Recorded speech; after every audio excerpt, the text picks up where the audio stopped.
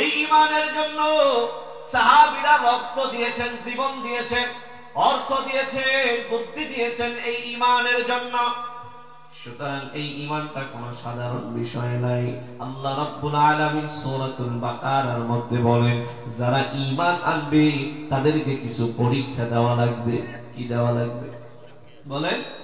পরীক্ষা দেওয়া লাগবে। আল্লাহ বলেন, ওয়ালানাবলুওয়ান্নাকুম বিশাইইন মিনাল খাউফি ওয়াল জু'i ওয়া নাকসিম মিনাল আমওয়ালি ওয়াল আনফুসি ওয়াত তামারাত ওয়া বাশশিরিস সাবিরিন।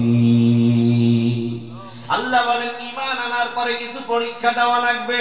এক নম্বরের পরীক্ষা, ওয়ালানাবলুওয়ান্নাকুম বিশাইইন মিনাল খাউফ। আল্লাহ বলেন, ও গোলাম, ঈমান আনার পরে আমি আল্লাহ রাব্বুল আলামিন তোমাদেরকে কিছু ভয় দ্বারা পরীক্ষা করব। কি ধারা? ভয়ের ধারা। আজকে আলেম ওলামাদেরকে জেলখানার মধ্যে ঢুকায়া ভয় দেখানো হয়। আজকে আলেম ওলামাদেরকে রিমান্ডে দিয়ে ভয় দেখানো হয়। কালেমা ছাইরা দে, কোরআনের হক কথা থেকে পিছিয়ে আয়। ভয় দেখানো হয়, ভয় দেখানো হয়। আল্লাহ কয় ঈমান আনার কারণে তোমাকে ভয় দেখানো হবে। আর এই ভয় পেয়ে যারা বসে যাইবা, এই ভয় পেয়ে যারা দুনিয়াদার হয়ে যাইবা, আল্লাহ বলেন তোমাদের জন্য জান্নাত হারাম হয়ে যাবে। কি হয়ে যাবে? আর এই ভয়কে যারা জয় করে নিতে পারবা, কি করতে পারবা? জয় করতে পারবা, তারাই আল্লাহর জান্নাতের মেহমান হবা। সাহাবায়ে কেরামরা ভয়কে ভয় মনে করে নাই, ভয়কে জয় মনে করেছে। ঠিক কি ঠিক না?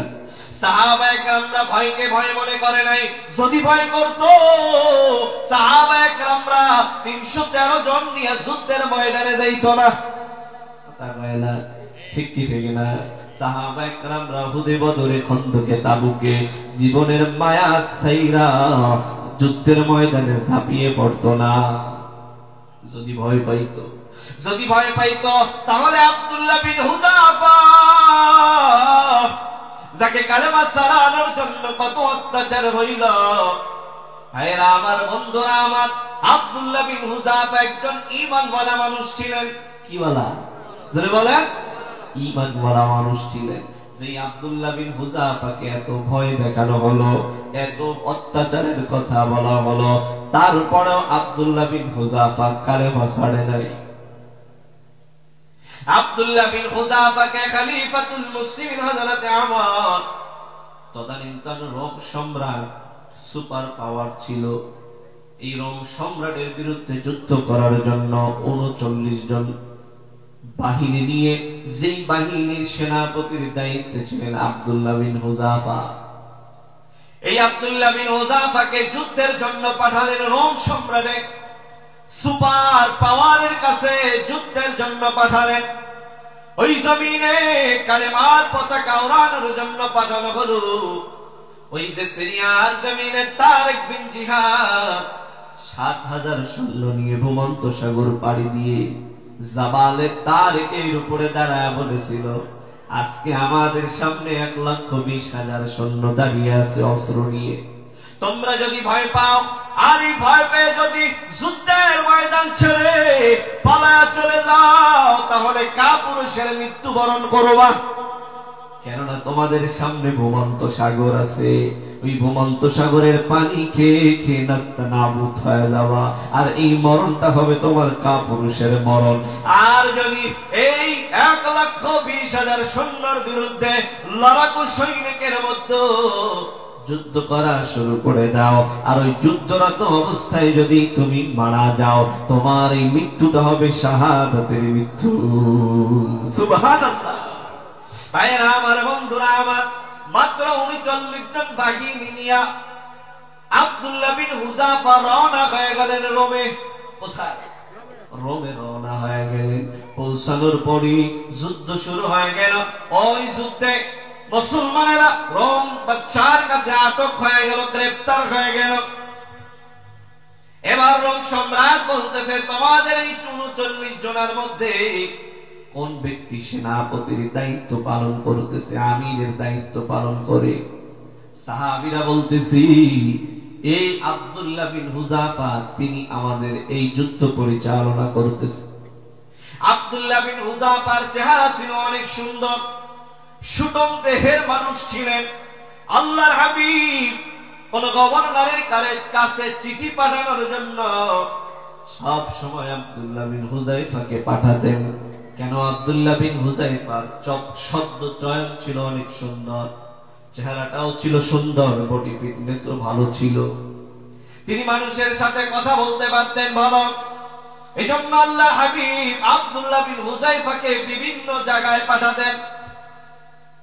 আব্দুল্লাহ বিন হুযায়ফার এই চেহারা অবয়ব কাঠামো দেখে রোম সম্রাট এবার তার পাশের যে চেয়ারটা আছে, যেই চেয়ারে তিনি কাউকে বসতে দেয় না, রোম সম্রাটের একান্ত পার্সোনাল ব্যক্তি ছাড়া অন্য কাউকে বসতে দেয় না, রোম সম্রাটের পাশের চেয়ারেই আব্দুল্লাহ বিন হুযাফাকে বসতে দিলেন। সুবহানাল্লাহ বলেন। কিন্তু এই আব্দুল্লাহ বিন হুযাফা এই রোম সম্রাটের বিরুদ্ধে যুদ্ধ করার জন্য আসে, কথা বলে ঠিক কিনা? শত্রুপক্ষ, তারপরেও রোম সম্রাট তার সিংহাসনের পাশের চেয়ারটা ছেড়ে দিলেন আব্দুল্লাহ বিন হুযাফার জন্য। রোম সম্রাট মনে মনে চিন্তা করতে লাগলেন, আজকে মুসলমানদের ঈমানের পরীক্ষা নেওয়া হবে, যে মুসলমানেরা কোথা থেকে এত শক্তি পায়, যে মাত্র ৩৯ জন নিয়ে আসে, পৃথিবীর সুপার পাওয়ার রোমে আসছে যুদ্ধ করার জন্য, কোথা থেকে মুসলমানেরা এই শক্তি পায়? আব্দুল্লাহ বিন হুযায়ফা রোম সম্রাটের পাশের চেয়ারে তাকে বসতে দেওয়া গেল। এবার রোম সম্রাট বলতেছে, আব্দুল্লাহ বিন হুযায়ফা তোমার চেহারাটা তো অনেক সুন্দর, তুমি অনেক সুন্দর ভাবে কথা বলো, তুমি সুটম দেহের একজন মানুষ, আজকে তুমি আমাদের কাছে বন্দী হয়ে গেলে, কালকে তোমাকে শাস্তি দেওয়া হবে, তার চাইতে বরং আমি একটা অফার তোমাকে দিই। আব্দুল্লাহ বিন হুযায়ফা বলতেছে, কি অফার একটু বলেন না শুনি। এবার রোম সম্রাট অফার দিতেছে, ও আব্দুল্লাহ বিন হুযায়ফা, আমার ঘরের মধ্যে একটা সুন্দরী মেয়ে আছে, আমি চাই তোমাকে ওই সুন্দরী মেয়েটার সাথে বিবাহ দিতে। সুবহানাল্লাহ বল। শুধু বিবাহ দিয়ে একান্ত হব না, এই রোম সম্রাটের অর্ধেক মালিকানা আমি তোমাকে দান করে দিব। সুবহানাল্লাহ বলেন। অর্ধেক মালিকানা তোমাকে দিব, আর আমার ঘরের মেয়েটাও তোমাকে দিতে চাই। তোমাকে দেখে আমার বড় মায়া লাগছে, আমি চাই না তোমাকে শাস্তি দিতে, আমি চাই তুমি এই রোম সম্রাটের অর্ধেক মালিকানার মালিক হয়ে যাও, আর আমার ঘরের ওই মেয়েটার জামাই হয়ে যাও, এটা আমি চাই। তবে তোমার একটা কাজ করতে হবে। কয়টা কাজ? একটা কাজ, সেটা হলো তুমি যেই ঈমান এনেছো, যেই কালেমা পড়েছো, ওই কালেমাটা ছেড়ে দিতে হবে। তুমি যে ঈমানের উপরে অটল আর অবিচল, ওই ঈমান তোমার ছেড়ে দিতে হবে। তুমি যদি ছাড়তে পারো, ক্ষমতা দিব, 2 নম্বরে আমার মেয়ের সাথে বিবাহ দিব। এই দুনিয়ার জমিনে কত আলেমদেরকে জেলখানার মধ্যে বন্দী করিয়া, আল্লাহু আকবার, কত রকমের অফার দেওয়া হলো, তোমাকে অমুক জায়গার মন্ত্রিত্ব দায়িত্ব দিয়ে দিব, তোমাকে অমুক জায়গার চেয়ারম্যান মেম্বার বানায় দিব, তুমি শুধুমাত্র কোরআনের হক কথাগুলো বন্ধ করো। ওই যে আমির হামজাকে 3টা বছর জেলের মধ্যে রাখলো, কেন রাখলো জানো? কোরআনের হক কথা বলার কারণে। ঠিক কি ঠিক না? আল্লামা মামুনুল হক জেলের মধ্যে কতটা বছর কাটায় দিল, বলে কেন রাখছে জানো? কোরআনের হক কথা বলার কারণে। আল্লামা দেলোয়ার হোসেন সাইদী রাহমাতুল্লাহি আলাইহি, যেই আল্লাহর গোলাম দুনিয়ায় তোমাকে আমাকে আর কোরআন শুনাইবে না, ওই আল্লাহর বান্দাকে জেলের মধ্যে কেন রাখছে জানো? কারণ হলো একটা, আল্লাহর বান্দা কোরআনের হক কথাগুলো বলেছে, যার কারণে নাস্তিক আর বেঈমানদের পশমগুলো দাঁড়ায় গেছে। এদের কি খালি জেলের মধ্যে রাইখা দিছে? না না না, এদেরকে অফারও দেওয়া হয়েছে, তুমি যদি অফার গ্রহণ করো তাহলে তুমি হক কথা ছেড়ে দাও, তোমাকে এই অফার দেওয়া হবে, এই ক্ষমতা দেওয়া হবে।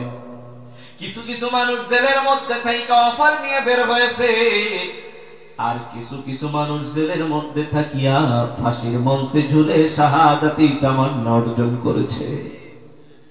ভাইরা আমার, বন্ধুরা আমার, তেমনি ভাবে আব্দুল্লাহ বিন হুযাফাকে অফার দেওয়া হয়, আব্দুল্লাহ বিন হুযাফা কালেমা ছেড়ে দাও, তাহলে তোমাকে ক্ষমতা দেওয়া হবে, 2 নম্বরে মেয়ে দেওয়া হবে। এত কথা বলার পরে আব্দুল্লাহ বিন হুযাইফার পশম দাঁড়ায় গেছে, গালটা লাল হয়ে গেছে, চোখগুলো গরম হয়ে গেছে। আব্দুল্লাহ বিন হুযাইফা এবার চেয়ার থেকে দাঁড়ায় বলতেছে, ইয়া কালবার রূপ, হে রোমের কুকুর, হে রোমের কুকুর, হে রোমের কুকুর, তুমি এত সময় পর্যন্ত যেই অফারটা দিলা, দুনিয়ার অফার। কিসের অফার? তোরে বলে এটা দুনিয়ার অফার। কিন্তু ইমানদার মুসলমান আল্লাহর গোলাম দুনিয়া চায় না, চায় আখিরাত। কি চায়? আলেম ওলামারা দুনিয়া চায় না, আখিরাত চায়। ঠিক কি ঠিক না? ভাইরা আমার, বন্ধুরা আমার, আব্দুল্লাহ বিন হুযাফা বলে, তুমি তো দুনিয়ার কুকুর, দুনিয়া নিয়ে ব্যস্ত, কিন্তু ইমানদাররা দুনিয়া চায় না, যারা চায় আখিরাত।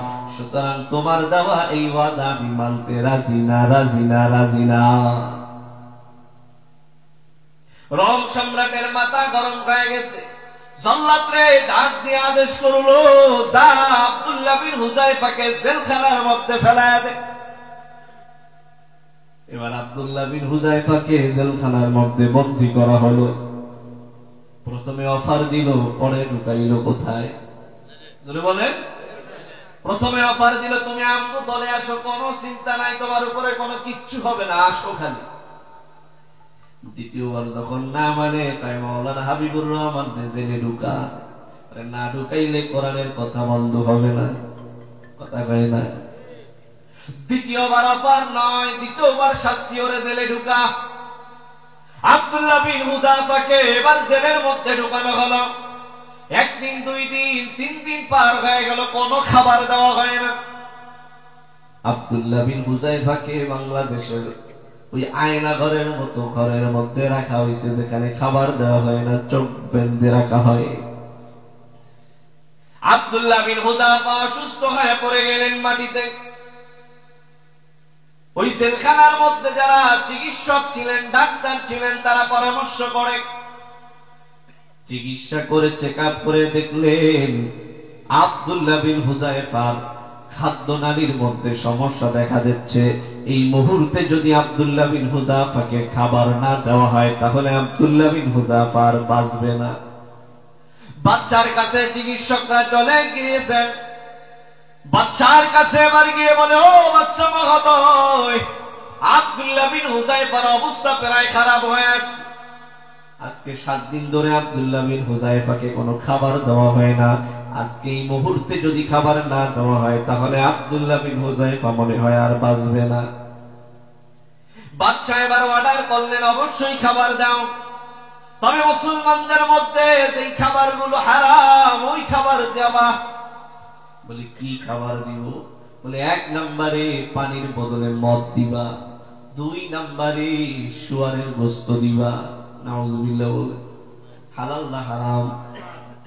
1 নম্বরে মদ দিবা, 2 নম্বরে শুয়ারের গোশত দিবা। এই কথা শুনিয়া জেলখানার মধ্যে 2 পদের খাবার নিয়ে হাজির হয়ে গেল। আব্দুল্লাহ বিন হুযাফা খাবারের অবস্থা দেখে এবার বলতেছে, তোমরা কি চাও? তোমরা কি মনে করেছ মুসলমানদের ঈমান এত কমতি নয় যে মৃত্যুর সময়ও হারাম খাবার খায় মৃত্যুবরণ করবে? না না না, মুসলমানদের ঈমান তো এত কম নয়। আজকে দুনিয়ার জমিন ছেড়ে চলে যাব, না খেয়ে মৃত্যুবরণ করব, তারপরেও হারাম খাবার ভক্ষণ করব না। এই কথা বলল যখন, এই চিকিৎসকরা বাচ্চার কাছে যায় বলতেছে, আব্দুল্লাহ বিন হুযাইফার দিল বড় কঠোর। আব্দুল্লাহ বিন হুযাইফার এমন অবস্থা খারাপ হয়ে গেছে, খাবার এখনই প্রয়োজন। তারপরেও তিনি বলতেছে এই খাবার সে খাবে না, মৃত্যুবরণ করবে, তারপরেও হারাম খাবার খাবে না। এবার বাচ্চা বলতেছে, এভাবে ছেলে আটকায় রাখলে তাহলে আর হবে না, যাও ওই যে 39 জন জেলখানার মধ্যে বন্দী, তাদেরকে ডেকে নিয়ে আসো। আর উত্তপ্ত তেল ফুটাইতে থাকো, আগুনের মধ্যে তেল দিয়া ফুটাইতে থাকো। ওই 39 জনকে আব্দুল্লাহর সামনে ওই তেলের মধ্যে ফেলানো হবে। নিশ্চয়ই আব্দুল্লাহর মধ্যে অনুশোচনা ঢুকবে, হয়তো বা আব্দুল্লাহ কালেমা ছেড়ে দিবে। এই কথা বলি আব্দুল্লাহর সামনে ওই 39 জনকে নিয়ে আসা হলো। ফুটন্ত তেলের মধ্যে এক একজনকে ফেলানো হলো। এক একজন ওই ফুটন্ত তেলের মধ্যে ফুটতেছে, আর আব্দুল্লাহ বিন হুযাফার অবস্থা দেখে চোখের পানিগুলো আর ধরে রাখতে পারে না। সবাইকে ফুটন্ত তেলের মধ্যে দিয়ে দেওয়া হলো। আব্দুল্লাহ বিন হুযাফাকে এখন তেলের মধ্যে দেওয়া হবে, হাত ধরে টেনে নিয়ে যাওয়া হয়। এই মুহূর্তে আব্দুল্লাহ বিন হুযাফা হাউমাউ করে কান্না করা শুরু করে দিল। আব্দুল্লাহ বিন হুযাফার কান্নার আওয়াজ দেখিয়া রোম বাদশা মনে করছে, মনে হয় আব্দুল্লাহ ভয়ে কান্না করে। কিসে? ভয়ে কান্না করতেছে। রোম সম্রাট বলতেছে, দাঁড়াও, আব্দুল্লাহকে আর নিও না, আমি আগে শুনতে চাই কেন কান্না করে। আব্দুল্লাহ বিন হুযাফার কাছে রোম সম্রাট এসে এবার বলতেছে, ও আব্দুল্লাহ বিন হুযাফা, আমি বুঝেছি তুমি ভয়ের কারণে কান্না করো। যাও, আমি বলে দিলাম, তুমি যদি কালেমা ছেড়ে দাও তাহলে তোমাকে ওই ফুটন্ত তেলের মধ্যে ফেলানো হবে না, বরঞ্চ তোমাকে অর্ধেক সম্পত্তির মালিকানা দেওয়া হবে আর মেয়ের সাথে বিবাহ দেওয়া হবে। আব্দুল্লাহ বিন হুযাফা এবার বলতেছে, ও রোম সম্রাট, ও রোমের কুকুর, তুই আমার কান্না দেখে বুঝতেছিস আমি এই আগুনের থেকে বাঁচার জন্য কান্না করি। না না না না না, আমি আব্দুল্লাহ বিন হুযাফা এর জন্য কান্না করি না। আমি আব্দুল্লাহ বিন হুযাফা এর জন্য কান্না করি যে আমার আল্লাহ আজকে দ্বীনের জন্য, ইসলামের জন্য, কোরআনের জন্য, হক কথা বলার জন্য আজকে ওই ফুটন্ত তেলের মধ্যে পড়ে পড়ে আমার মৃত্যু হবে। কিন্তু আমার আল্লাহ আমার জীবন দিল একটা, আমি যদি ওই তেলের মধ্যে একটা জীবন দিয়ে বিশ্বাস হয়ে যাবে। না না না না না, আমার আল্লাহ যদি আমার 100টা জীবন দিত, আমি আব্দুল্লাহ বিন হুযাফা ইসলামের জন্য, কোরআনের জন্য, আল্লাহর জন্য, রাসূলের ইজ্জতের জন্য, ঈমানের জন্য আমার ওই 100টা জীবন আমি ওই ফুটন্ত তেলের মধ্যে উৎসর্গ করে দিতাম। আল্লাহু আকবার।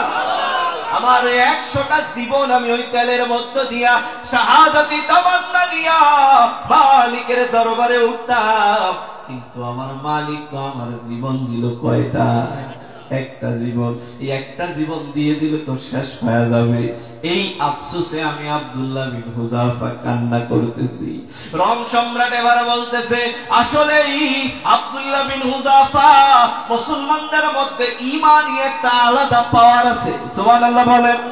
আল্লাহ রাব্বুল আলামিন বলে, তোমাদের কিচ্ছু নাই, ক্ষমতা নাই, গাড়ি নাই, বাড়ি নাই, টাকা নাই, পয়সা নাই, এলাকার তুমি ভ্যানওয়ালা হতে পারো, দিন মজুরওয়ালা হতে পারো, এলাকার কৃষকওয়ালা হতে পারো, ও আল্লাহর গোলাম, যদি ঈমানের গুণে গুণান্বিত হতে পারো, ঈমানওয়ালা হতে পারো, দুনিয়ার বড় বড় মাথাওয়ালারা তোমাদেরকে ভয় পাবে। দুনিয়ার সব কিছু উল্টা যাবে, কিন্তু তুমি থেকে যাবা। কথা বলেন ঠিক কিনা? এজন্য আল্লাহ রাব্বুল আলামিন বলে, ঈমান ওয়ালাদের 1 নম্বরে ভয় দিয়ে আমি আল্লাহ পরীক্ষা করব। এই হায়াতের জিন্দেগিতে আমাদেরও মাঝে মাঝে ভয় আসে না নাই? বিভিন্ন ভয় আসে, আইলা আসে, সিডর আছে, ভূমিকম্প আছে, আছে না নাই? ও আল্লাহর গোলাম, চিন্তা করতে হবে না, ঈমান আনবো আল্লাহর উপরে আর রাসূলের তরিকা অনুযায়ী জীবন যাপন করব। হাজারো বিপদের হাত থেকে বাঁচাবেন কে? আল্লাহ পারে। ভাইরা আমার, বন্ধুরা আমার, এজন্য আল্লাহর বড় জান্নাতের মেহমান হতে হলে কয়টা গুণ লাগবে? জোরে বলেন। 1 নম্বরে ঈমান। 1 নম্বরে হলো ঈমান। এই ঈমান আনতে আমরা রাজি আছি না নাই? এই ঈমানের পথে আমরা চলতে রাজি আছি না নাই? 2 নম্বরে আল্লাহ বলেন, ওয়া আমিলুস সালিহাত। 2 নম্বরে বান্দা লাগবে নেক আমল। কি আমল? আল্লাহ বলেন, এই বেশি আমল লাগবে। কি লাগবে? বেশি আমল লাগবে না, না না, নেক আমল লাগবে। যে আমলটা হবে কার জন্য? যে আমলটা হবে কার জন্য? এই দুনিয়ার জমিনে আমরা আমল করি, ফেসবুকে স্ট্যাটাস দিয়ে বলি আমি অমুক কাজ করতেছি।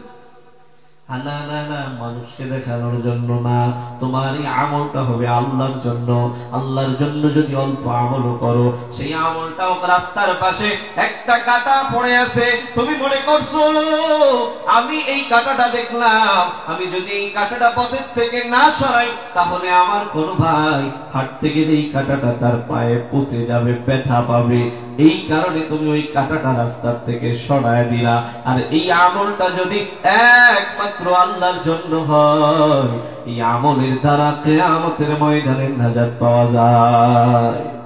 অথচ বুড়ি বুড়ি আমল আছে, কিন্তু এই আমল মানুষ দেখানো আমল। তুমি নামাজ পড়তেছো বলে মানুষ দেখানো আমল, তুমি দান করতেছো বলে এটা মানুষ দেখানো দান। তুমি বিভিন্ন হজে যাইতেছো, ওমরায় যাইতেছো বলে মানুষ দেখানো হজ, মানুষ দেখানো ওমরা, বলে এই আমলের কোনো দাম আল্লাহর কাছে নাই। তবে অল্প আমল আছে, যে আমলগুলো হয়েছে আল্লাহর জন্য, ওই অল্প আমলই নাজাতের জন্য তোমার যথেষ্ট হয়ে যাবে। ভারতের জমিনে কুতুবউদ্দিন বখতিয়ার কাকি রহমাতুল্লাহি আলাইহি একজন বড় মাপের বুজুর্গ আল্লাহর ওলি ছিলেন। কি ছিলেন? আল্লাহর ওলি ছিলেন, যার নামে ভারতবর্ষে এখনো একটা মিনার দাঁড়িয়ে আছে। যেই মিনারের নাম হলো কুতুব মিনার। কি মিনার? কুতুব মিনার। নাম শুনছেন না আপনারা? আপনাদের কষ্ট হচ্ছে? আমি ছেড়ে দিই নাকি? 11টা 10 বাজে, আর বেশি বলা যাবে না। মিনারের নাম কি জোরে বলে? কুতুব মিনার। যেই মানুষটার নামে কুতুব মিনার দাঁড়িয়ে আছে, সেই মানুষটার নাম হলো কুতুবউদ্দিন বখতিয়ার কাকি রহমাতুল্লাহি আলাইহি। এই আল্লাহর বান্দা মৃত্যুর আগে আগে তার শাগরেদকে ডেকে বলতেছে, ও আমার শাগরেদরা শোনো, আমার মনে হয় আমি আর বেশি দিন বাঁচবো না, তবে আমি মৃত্যুর পরে এমন ব্যক্তির দ্বারা জানাজার ইমামতি করাবো যার মধ্যে 3টা আমল পাওয়া যাবে। কয়টা আমল? 3টা আমল পাওয়া যাবে। 1 নম্বরের আমল, ওই আল্লাহর গোলাম হায়াতের জিন্দেগিতে বাদে খাওয়ার পর থেকে 1 ওয়াক্ত নামাজ ছাড়ে নাই। সুবহানাল্লাহ বলেন। 1 ওয়াক্ত নামাজ ছাড়ে নাই, তাকবীরের সাথে নামাজ আদায় করছে। 1 নম্বরের গুণ। 2 নম্বরের গুণ থাকতে হবে, ওই আল্লাহর গোলাম আসরের নামাজের পূর্বে 4 রাকাত সুন্নাত কোনদিন ছাড়ে নাই। 3 নম্বরের গুণ, ওই আল্লাহর বান্দা তার চোখ দিয়ে কোন বেগানা নারীর দিকে তাকায় নাই। এই 3টা গুণ যার মধ্যে বাবা, তার ইমামতিতে আমার জানাজার নামাজ আদায় করব। আল্লাহর ওলি কুতুবউদ্দিন বখতিয়ার কাকি রহমাতুল্লাহি আলাইহি দুনিয়ার জমিন ছেড়ে চলে গেলেন। ভাইরা আমার, বন্ধুরা আমার, জানাজার জন্য লাশটা জানাজার ময়দানে নেওয়া হলো, এলান দেওয়া হলো, হাজারো হাজারো মানুষ দাঁড়ানো গেল। এবার শাগরেদ দাঁড়ায় বলতেছে, আমার হযরত মৃত্যুর পূর্বে নসিহত করে গেছে, যার মধ্যে 3টা গুণ পাওয়া যাবে তার দ্বারাই জানাজার ইমামতি করাতে হবে। কে আছো এই 3 গুণে গুণান্বিত মানুষ? জানাজার ময়দানে হাজার মানুষ দাঁড়ায় আছে, কেউ একটু নাড়াও দেয় না, চড়াও দেয় না, কেউ আসে না জানাজা পড়ানোর জন্য।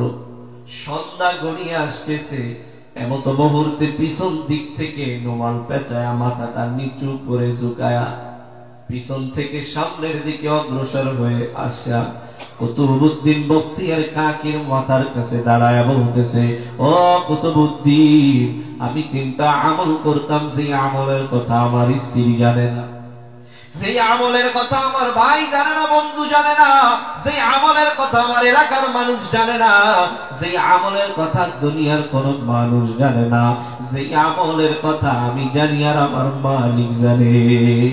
আজকে তোমার জানাজার ইমামতির কারণে আমার এই 3টা আমলের কথা মানুষের কাছে প্রকাশ হয়ে গেল। আফসোস করে করে আল্লাহর বান্দা কুতুবউদ্দিন বখতিয়ার কাকির মাথার কাছে দাঁড়ায় বলতেছে, জানাজা পড়ানোর পরে জানাজার হাজার মানুষ দাঁড়ায় আছে, এই মানুষগুলা এবার বলতেছে, যে মানুষের ইমামতিতে জানাজার নামাজ আদায় করলাম, এই মানুষের মধ্যে 3টা গুণ আছে, আর এই মানুষটাকে আমরা দেখতে পেলাম না, এটা হয় না। একটা বারের জন্য আপনি আমাদেরকে একটু দেখান, আপনার মুখটা আমরা দেখতে চাই। আপনি এত দামি মানুষ, আপনার চেহারাটা আমরা একটা বারের জন্য দেখতে চাই। আল্লাহু আকবার। এই কথা বলার পরে অনেক রিকোয়েস্টের পরে আল্লাহর বান্দা রুমালটা মুখ থেকে সরালেন, আর এই আল্লাহর বান্দার চেহারাটা দেখে হাজার হাজার মানুষ অপলক চোখে তার দিকে তাকিয়ে আছে। এই মানুষটাকে যার দিকে হাজার হাজার মানুষ অপলক চোখে তাকিয়ে আছে, বলে এই মানুষটা কোন সাধারণ মানুষ নয়। ওই মানুষটা তদানীন্তন ভারতের জমিনের প্রধানমন্ত্রী শামসুদ্দিন আলতামাশ রহমাতুল্লাহি আলাইহি। সুবহানাল্লাহ বলেন।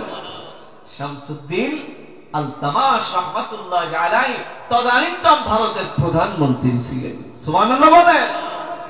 ভাইরা আমার, বন্ধুরা আমার, যেই দেশের প্রধানমন্ত্রী 3টা গুণ, এত দামি গুণ থাকে, না জানি ওই দেশটা কত সুন্দর ছিল। কথা বলে, আমরা যদি এমন 3 গুণওয়ালা মানুষদেরকে সংসদের চেয়ারে বসাতে পারি, তাহলে বলেন তো ওই সংসদ ভবনটা ভালো হবে না খারাপ হবে? ওই সংসদ ভবনের দ্বারা আমাদের দেশ ভালোভাবে চলবে কিনা বলেন? চলবে কিনা? ভাইরা আমার, বন্ধুরা আমার, এমন কিছু আমল চাই যে আমল দুনিয়ার কোন মানুষ জানবে না, একজন জানবে। তিনি কে? আরো ধরে বলেন কে? একজন জানবেন, তিনি হলেন আল্লাহ।